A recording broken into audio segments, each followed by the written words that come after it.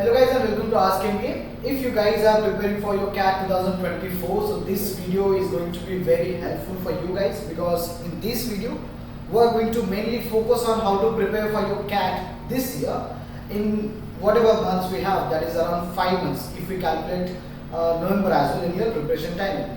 Alright, so this video we are going to talk about how to prepare for your CAT 2024 with more effectively ताकि आपका score थोड़ा अच्छा सा आ जाए, क्योंकि basically to be very frank 4 से 5 महीने में आपका CAT अच्छे से नहीं होने वाला अगर आप फर्स्ट टाइम प्रिपेयर कर रहे हो. So now this video is for those guys who have a bit idea about how to prepare for CAT, अगर उन्होंने थोड़ा सा आइडिया इसका है CAT के लिए. सो लॉजिकली आपको CAT के लिए अच्छे से प्रिपेयर करने के लिए कम से कम 6 महीना तो चाहिए, but because we have only 4 to 5 months, so be very prepared for this thing, क्योंकि 4-5 महीने में कोई अच्छा आपको बहुत IIM लेवल का कॉलेज नहीं मिलने वाला. मैं आपको डिमोटिवेट नहीं करना चाहता, लेकिन जो रियलिटी है वो रियलिटी है. बच्चे रिपीट कर करके भी CAT में अच्छा स्कोर लाके IIM में एडमिशन लेते हैं. सो नाउ बचा जो टाइम है हमारे पास 4 to 5 months, उसको हम अच्छे से यूटिलाइज कैसे करें, क्योंकि यही सबके लिए मेन इंपॉर्टेंट है. क्योंकि हम लोग प्रिपरेशन तो करते हैं लेकिन कोई एक स्केड्यूल नहीं होता है. स्केड्यूल होता भी है तो उससे ज़्यादा स्कोर नहीं आ पाता. So I'll try to make a proper schedule for you guys to how to utilize your remaining 4 months effectively. ठीक है? So before that, let me speak few minutes on CET. Like result is already declared, so we all are waiting for CET cap rounds. So in fact, it was supposed to be happen or conducted in the first week of June itself, but थोड़ा सा delay हो चुका because elections were there. So due to the impact of elections, now this cap round are delayed, so probably month end तक हो जाना चाहिए, June month end तक आ जाना चाहिए.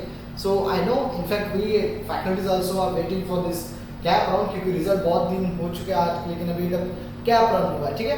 So we faculties at Ask MBA have already posted multiple videos on CET and all other exams. So basically this was video on documents you should know for MBA CET cap round. तो ये डाल के हो चुका था क्योंकि हमें लगा था कि कैप राउंड शुरू होने वाले हैं. बट ठीक है, कैप राउंड में थोड़ा डिले हो रहा है, but the thing is you need to be ready with your all the documents. ऐसा नहीं होना चाहिए कि कैप राउंड आ गया लेकिन आपके डॉक्यूमेंट्स रेडी नहीं है. ठीक है? क्योंकि फिर 2-3 दिन में आपके कैप राउंड शुरू होने आएंगे, ऐसे टाइम में आपको डॉक्यूमेंट्स सारे रेडी होने चाहिए, टाइम नहीं मिलेगा ज़्यादा. जो भी होगा, हमने इस वीडियो में we have already discussed a proper list of documents which you guys supposed to be ready with. Caste वालों के लिए, ओपन वालों के लिए तो कोई डॉक्यूमेंट का खैर है नहीं ऑप्शन, कोई प्रॉब्लम नहीं उनके लिए, लेकिन कास्ट वालों के लिए OBC SC ST जो भी है उनके लिए हमने एक अच्छा सा इसमें लिस्ट दिया हुआ है, एक डॉक्यूमेंट पे कैसे निकालना है, कहाँ से निकालना है. We have already discussed in a proper way, आपको समझ में आ जाएगा. ठीक है? There are also many videos on how to prepare for your MBA entrance exam if you guys are planning for CAT 2025.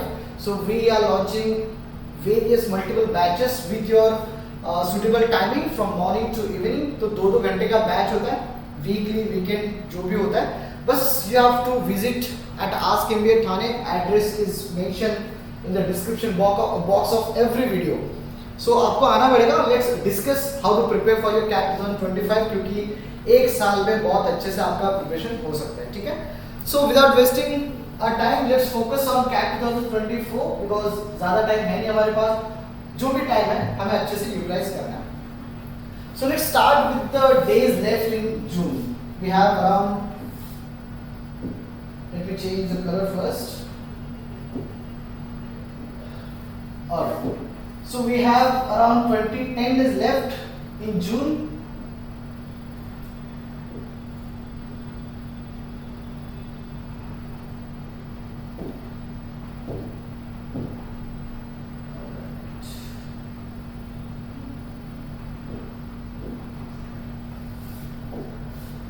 So if we talk about the month of June, we have only 10 days. Now 10 दिन भी बहुत ज़्यादा होते हैं, आपको अच्छे से समझना पड़ेगा कि CAT का सिलेबस है क्या. अगर आप फर्स्ट टाइम प्रिपरेशन कर रहे हो तब भी चलेगा, अगर आप रिपीट कर रहे हो तो भी ठीक है, और अगर आपको आइडिया है कि आपके पहचान वालों ने किसी MBA कर रखा है, so please go to them, ask them how to prepare, कहाँ से स्टार्ट करूँ, कैसे स्टार्ट करूँ. Otherwise this video is for those guys only, क्योंकि पता ही नहीं होता कि स्टार्ट कहाँ से करना है. ठीक है? सो ये 10 दिन में आपको करना है. इस 10 दिन में आपको थोड़ा सा फोकस करो कि कौन है क्या, वर्बल क्या है, मतलब कैट में क्या क्या टॉपिक्स आते हैं। Let's discuss one by one. Cons में आपको टोटली 22 क्वेश्चंस आने वाले हैं, okay, and will discuss each topic every with effective way. हम लोग सारे टॉपिक्स के बारे में बात करेंगे, लेकिन आपको ये समझना होगा कि कौन से इसमें कितना टॉपिक दिया हुआ है, ठीक है।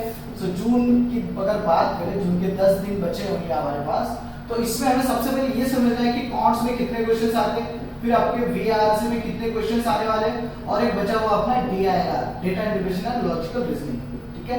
सारे एग्जाम्स के अपने अपने इंपॉर्टेंस है, क्योंकि पेपर पैटर्न बहुत ज्यादा अलग अलग होता है, तो वो हमें देख के यहाँ पे करना है कि क्यों में कितने क्वेश्चंस आ रहे हैं। So you guys are getting 22 questions for 40 minutes. Same likewise, VRC 24 questions for 40 minutes and DIR 20 questions for 40 minutes. Altogether, you will be getting 66 questions, under which you will be getting around 20 questions. Like 18 to 20, the number is not fixed. Around 18 to 20 questions will be of non-negative marking that we call as theta questions. You have to type in the box whatever answer you will be getting, you need to put in the answer box. So वहाँ पे आपको objective questions नहीं होंगे। कितने questions? Around 20 questions. तो इसे हम theta questions बोलते हैं। Now the good thing is we don't have negative marking for theta questions. तो अपीयर कैसे करना है? कॉन्ट्स में अगर आपको 22 क्वेश्चंस आ रहे हैं, so we don't have to attempt all the 22 questions. The first thing first, 22 में से अगर आपको 90 परसेंटाइल में स्कोर करना है, so what are the minimum questions that one must attempt? So आपका हर एक का अपना अपना होगा, क्योंकि लगभग हर एक YouTube चैनल पे आपको बताया जाएगा कि आपको कम से कम 15 से 18 क्वेश्चंस अटेम्प्ट करने चाहिए to get 95 percentile. But let me tell you very honestly, अगर आपको 95 परसेंटाइल चाहिए तो आपको कम से कम 8 से 10 करेक्ट क्वेश्चंस चाहिए, करेक्ट अटेम्प्ट्स। बट इस 8 से 10 करेक्ट क्वेश्चंस लाने के लिए you must attempt at least 10 to 12 questions. These are your attempts. In CAD exam, we mainly focus on accuracy, not your attempts. तो हमें क्या करना है? क्योंकि 22 क्वेश्चंस में से ऐसा नहीं होगा कि 22 के 22 आपके अच्छे क्वेश्चंस मिलने वाले। You will be getting around 12 to 14 or let's say around 15 questions on an easier way or moderate level. But rest of the questions will be put deliberately on the exam CAD like the exam like CAD, ताकि competition कम हो, क्योंकि हर साल इस competition में बहुत ज़्यादा बच्चे form भर रहे हैं, इस CAD में बहुत ज़्यादा हर साल बढ़ती जा रही है। So to reduce competition, they put questions like where you will be having a good idea, like these questions are easy to solve, but trust me, you will be a very difficult situation, because कैसे होता है, question देख के मान लो आपको लगा कि profit and loss का आपका अच्छे से आपने प्रिपरेशन कर रखा है। Now the moment you see question from profit and loss, you'll be very happy because that was your stronger part, and the moment you see the question, you'll start solving that question. But guess what? After investing your 5 minutes, now you will realize that ये question मुझसे नहीं बन रहा है। अब क्या करना है? Now the CAD exam, the main focus of the CAD exam is not to judge your talent or what IQ level you have. ये आपका जज करता है कि how good you are at decision making, कि आपको डिसीजन कितना अच्छे से आ रहा है। तो जब आप कैट के बाद एमबीए कॉलेज में एडमिशन लेने वाले हो, so you will not be a kind of employee there, you will be working as a manager, जो आप अच्छे से टीम हैंडल कर पा रहे हो। तो अगर आप मैनेजर बनने जा रहे हो, so you must be very good at decision making qualities. So अगर आप वहां पे जाके डिसीजंस करने वाले हो, सो ऑब्वियसली कैट में भी आपके डिसीजन चेक किए जाते हैं।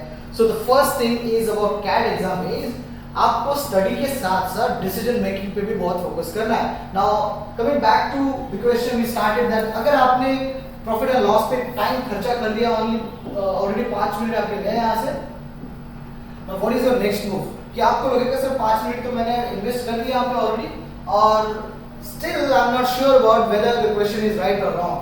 Now what will be your decision? Most of the people, what they do, they just think that I have already invested 5 minutes.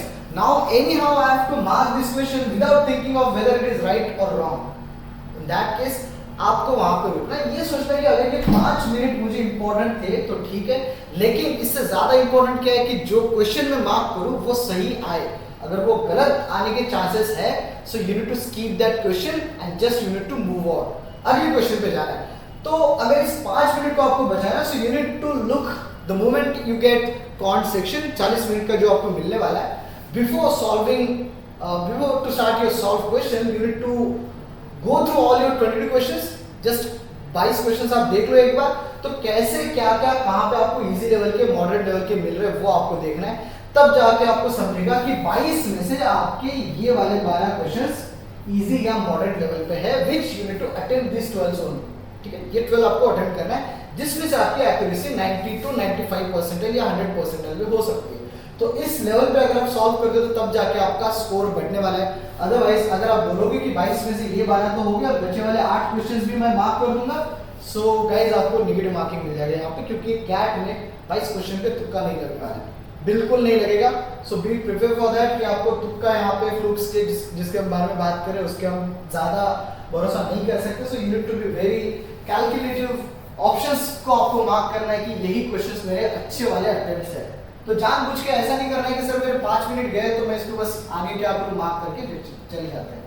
Same happens with VRC, you are getting 24 questions. अब यहाँ पे आप time अच्छे से utilise कर सकते हो, ज्यादा टाइम आपको लगता नहीं है वर्बल में, बिकॉज आरसी रीडिंग के बाद पैराजम्बस के क्वेश्चंस होते हैं, ये सब होता है। So now in this video I am giving you overall idea what exam CAT exam will be like in 2024। So हर साल इसमें 99% सिलेबस तो सेम रहता है, लेकिन 1% चेंजेस होने के चांसेस है। So it depends which institute is conducting this CAT exam.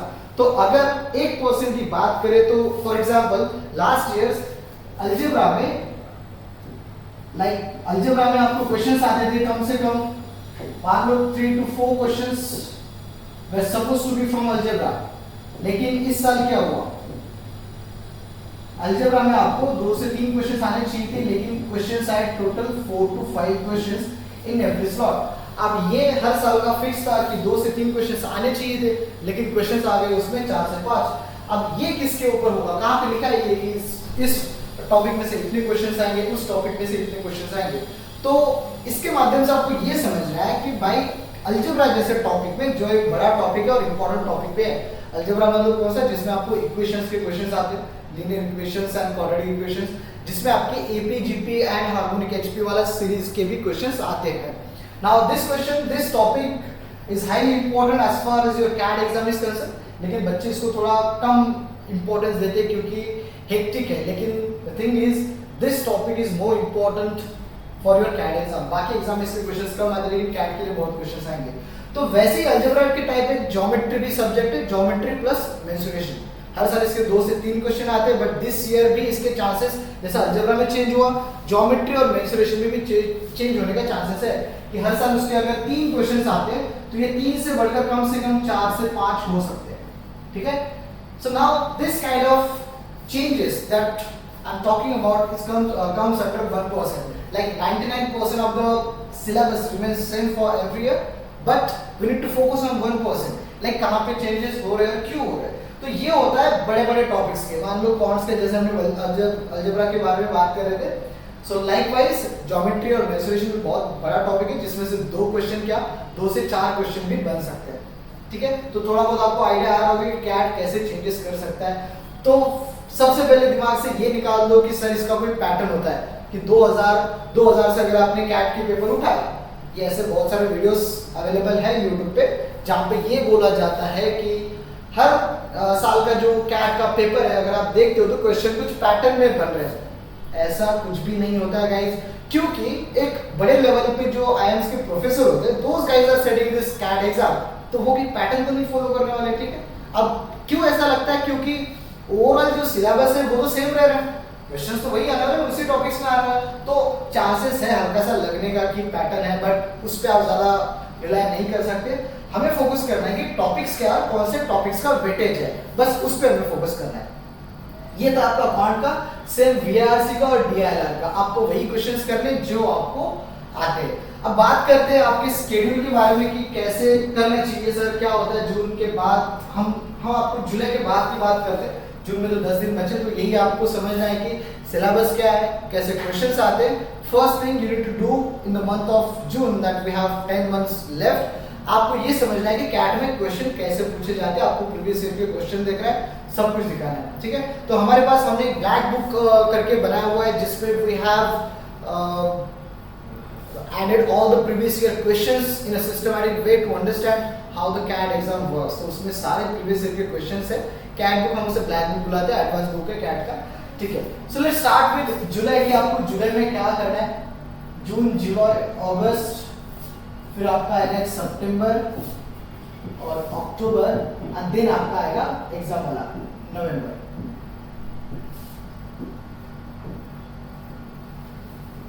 ठीक है। अब एक सिस्टमैटिक वे जिसको सबको पता है कि मंथली स्टडी कैसे करना होता है। 30 डेज है हमारे पास।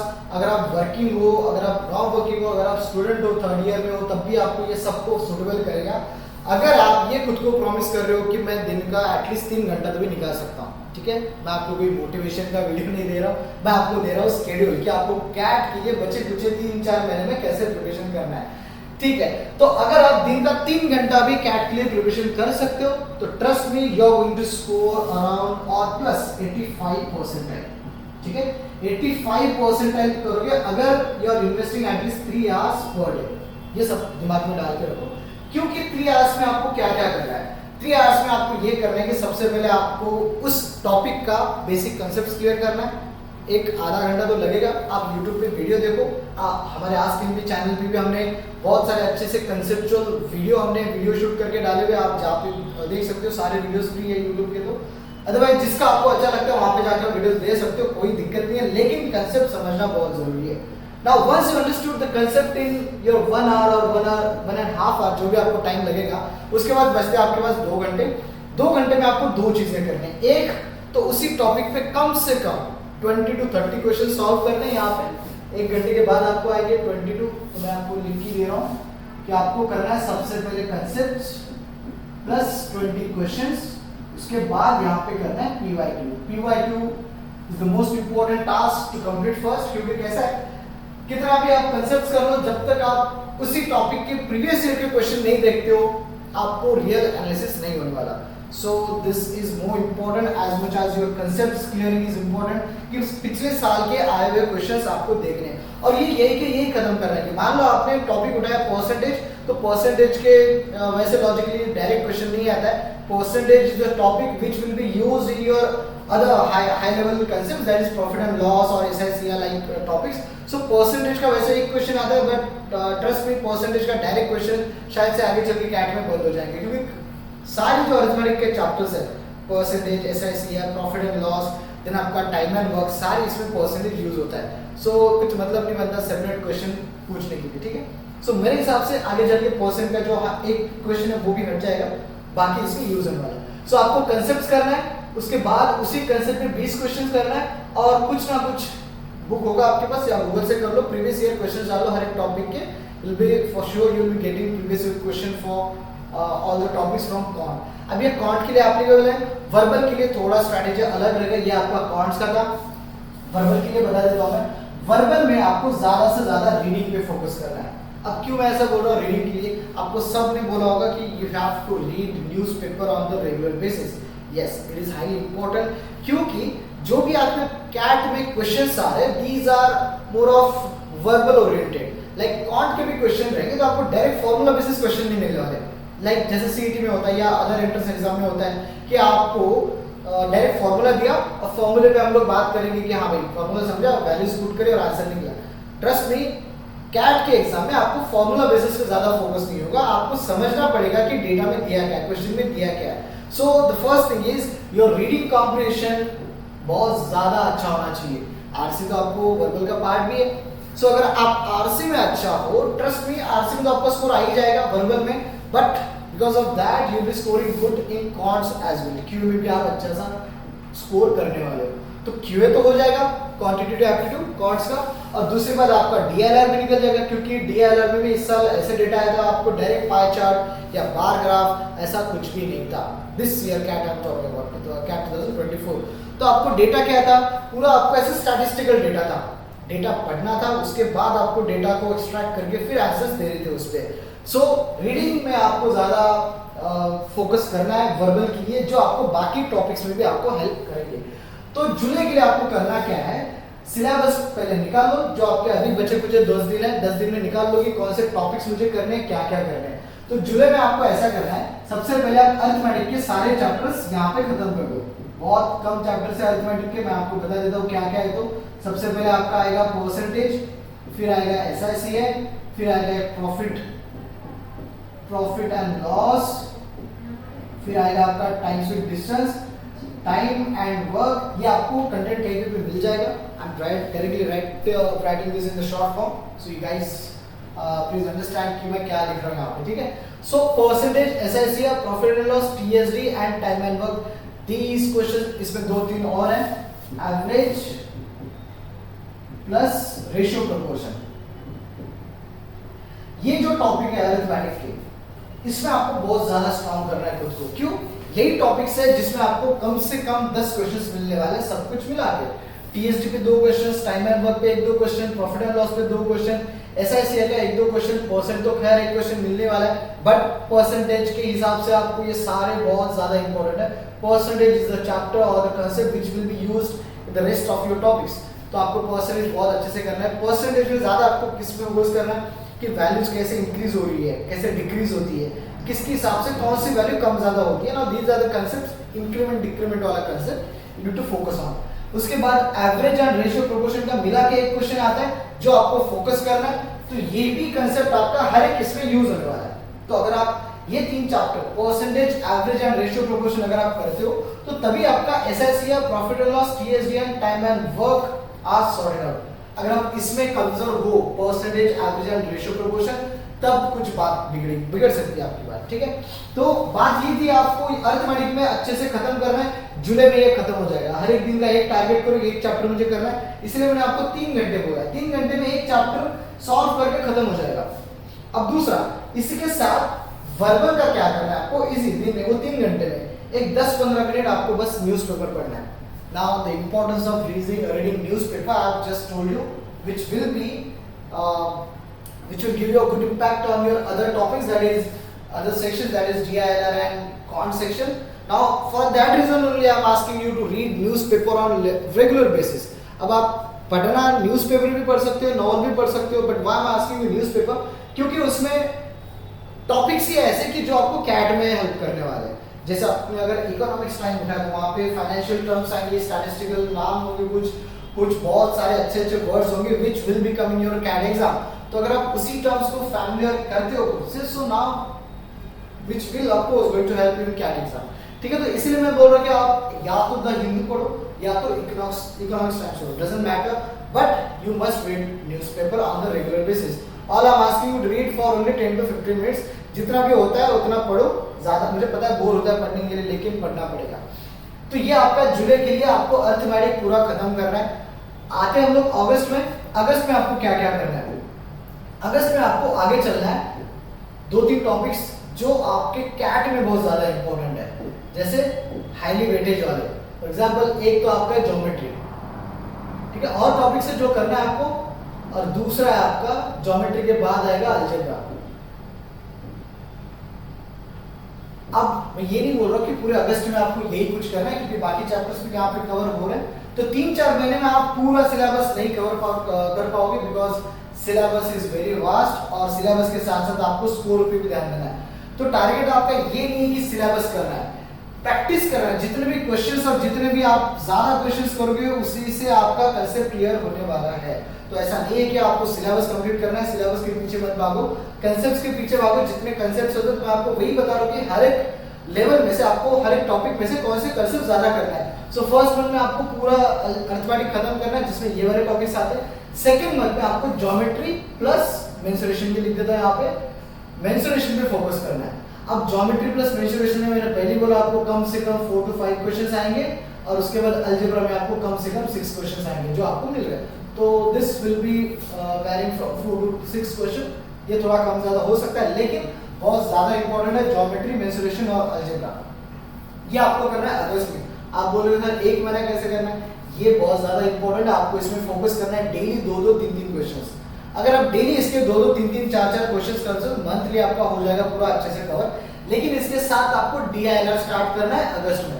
जैसे अभी तक जुलाई में हमने DILR स्टार्ट नहीं किया था, data interpretation plus logical reasoning. Logical reasoning के क्वेश्चन आपको बहुत ज्यादा डिफिकल्ट लेवल पे भी नहीं जाते, लेकिन इजी लेवल पे भी नहीं जाएंगे।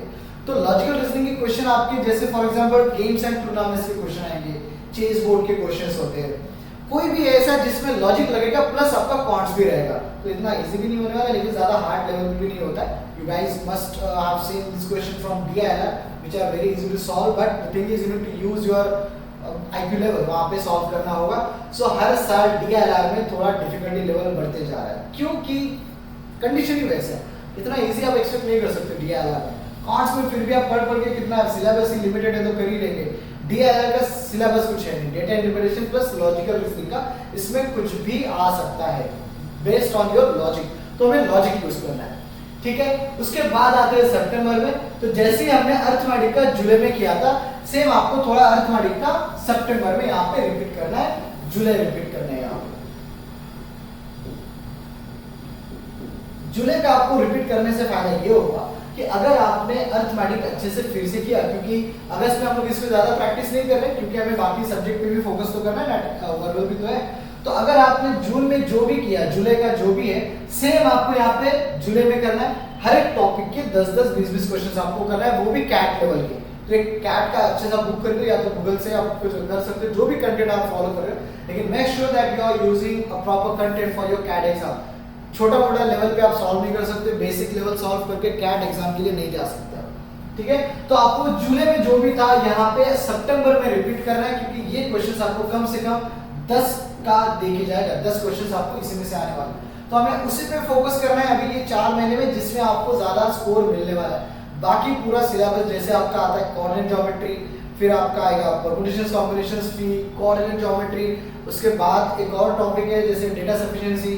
These are the topic you can skip for your CAT 2024, not 25। 24 के लिए आप these are the topics which you can skip, and that time, whatever time you will be having, you can invest on these topics only to so good to make this topic more stronger। तो हमें वही करना है कि strong को और ज्यादा strong करना है, और ज्यादा फालतू का टाइम वेस्ट नहीं करना है। जैसे बाकी के जो मैंने टॉपिक्स बताया उस पर ज्यादा टाइम पास नहीं करना है, नहीं तो आप ये सोचते बैठोगे सर मेरा वो टॉपिक बचा है, ये टॉपिक बचा है, तो कैट में स्कोर नहीं आने वाला। तो जैसे मैंने आपको बताया ये हम सब कर रहे हैं, आपको कम से कम 8 से 10 क्वेश्चन अगर करेक्ट लाएंगे तो यही टॉपिक है जिसमें से आपको फोकस करना है। एक बचा आपका लास्ट टॉपिक, वो आप जो सितंबर में स्टार्ट कर सकते हो तो अक्टूबर में कर सकते हो। अब देखो आप बोलोगे सर जुलाई अगस्त ये 3 महीने यहाँ पे खत्म हो रहा है, 3 महीने में आपका कम से कम 60% स्टडी हो जाएगा with your concepts and previous year questions. अब तक हमने वर्बल में ज्यादा कुछ किया नहीं, क्यों? वर्बल के लिए आप जुलाई में स्टार्ट नहीं कर सकते, क्योंकि वर्बल में कुछ ज्यादा है नहीं। आपको रीडिंग कॉम्बिनेशन करना है, पैराजंबल करना है, फिर आपका ग्रामर करना है, parts and speeches, critical reasoning, ये सब कुछ है। अब ये अगर आप जुलाई में करते बैठोगे तो यहाँ पे आपको टाइम फिर ज्यादा नहीं मिलने वाला, लेकिन आपको अक्टूबर में तो फिर भी वर्बल का स्टडी करना ही पड़ेगा। जुलाई में जो भी करोगे भूल जाओगे, इसीलिए वर्बल को एक ही बार टाइम देना है। मेरे हिसाब से वो टाइम सही रहेगा आपका अक्टूबर में। अक्टूबर में आपका रहेगा सब कुछ रिवीजन प्लस वर्बल का। वर्बल में आपको हर दिन कुछ ना कुछ सॉल्व करना है, जैसे आरसी हो गया, पैराजंबल्स हो गए जो क्वेश्चन आपको आते हैं कैट में, फिर आपका क्रिटिकल रीजनिंग हो गया, मैं आपके लिख के देता हूं, यहाँ पे ग्रामर आएगा एक, प्लस क्रिटिकल रीजनिंग होगा, प्लस आरसी सॉल्विंग होगा, और प्लस पैराजंबल होगा। These are the only topics you must focus on to score at least 10 to 12 questions within the given of time. अगर आपको लग रहा है कि जून जुलाई अगस्त इतना टाइम ज्यादा सफिशिएंट है, वो है नहीं, तो आपको फिर कैट 25 के लिए प्रिपरेशन करना पड़ेगा। लेकिन जितना भी टाइम हमारे पास बचा है उस टाइम को हम इसी तरह ज्यादा, मेरे हिसाब से इफेक्टिव वे में हम ज्यादा यूज कर पाएंगे अच्छा सा स्कोर लाने के लिए। अब ये जो भी मैंने आपको शेड्यूल दिया है ये 99 परसेंटाइल के लिए नहीं है, ये आपको स्कोर दिलाएगा 85 percentile. To be very honest, मैं आपको कोई ज्यादा चॉकलेट नहीं देने वाला कि भाई 3 महीना बचा है इतना स्टडी करो और 99 परसेंटाइल या 95 परसेंटाइल लाओ। वो बातें करना बिल्कुल गलत है, क्योंकि करियर की बात है, टाइम वेस्ट हो जाएगा, ईयर गैप पड़ जाएगा। इसीलिए जो है वो है, और 85 परसेंटाइल में आप एमएमएस ज्यादा टारगेट नहीं कर सकते, लेकिन पीजीडी में आपका सिलेक्शन हो सकता है। सो नाउ पीजीडीएम और एमएमएस में अगर आपको डिफरेंस चाहिए, so we have already posted a proper discussion on MMS and PGDM. You can go to our ask him YouTube channel, वहां पे जाके आप सर्च करो आस्क हिम और आपको वीडियो मिल जाएगा कि एमएमएस और पीजीडीएम में क्या क्या डिफरेंसेस है। Right from your jobs, colleges, placements, fees, everything is covered in that video. So आप जाके देख सकते हो। तो 85% में आप अच्छे से कॉलेज को आप कॉल कन्वर्ट कर सकते हो GDPI के लिए, जिसके बाद फिर आपको प्लेसमेंट के हिसाब से वहाँ पे कॉलेज के लिए एडमिशन हो जाएगा। तो ये सारी बातें थी। The main objective of this video is to understand how to prepare for your CAT 2024 in the remaining time of hardly we have 4 months, ठीक है। I hope आपको एक अच्छा सा आइडिया आ चुका है। जो भी वर्किंग्स हो या फ्रेशर्स हो, फ्रेशर के लिए तो ये ज़्यादा वीडियो था नहीं, क्योंकि 4 महीने में मैं बोल देता हूँ कि डायरेक्ट आपका CAT इतना नहीं हो पाएगा जितना आप एक्सपेक्टेशन रखोगे। सो फ्रेशर्स भी इस शेड्यूल को फॉलो कर सकते हैं। अगर आपको और अच्छा शेड्यूल चाहिए in detail, you can directly text us on this YouTube itself. तो मैं आपको एक थोड़ा सा शेड्यूल बना के दे सकता हूँ। Otherwise you can WhatsApp us on the given numbers, ask for queries, ठीक है। तो आप ऑफिस में भी आ सकते हो, एड्रेस दिया आपको ठाणे का, वाशी आ सकते हो, वाशी में भी हमारा सेंटर है। So we have launched another centre at Vashi as well, तो आप वहाँ पे भी जाके इंक्वायरी कर सकते हो। बट ठाणे में अगर आप हो तो you can directly come to us, we will have a proper chat about your career counseling, like what you can do for your CAT 2024 and as well as CAT 2025, ठीक है। I hope you have a proper idea about your preparation. I wish you all the best for your CAT 2024 and yes, अगर आप join करना चाहते हैं आज के लिए तो आप जुड़ सकते हैं, हमें इस दिए गए नंबर पे कॉल करिए, आप आओ, we will sit and we will discuss about your career guidance, ठीक है। I hope this is more than enough to prepare for your CAT 2024 and 2025. अगर कुछ रहेगा तो हमें कॉल कर सकते हैं। Till then, thank you.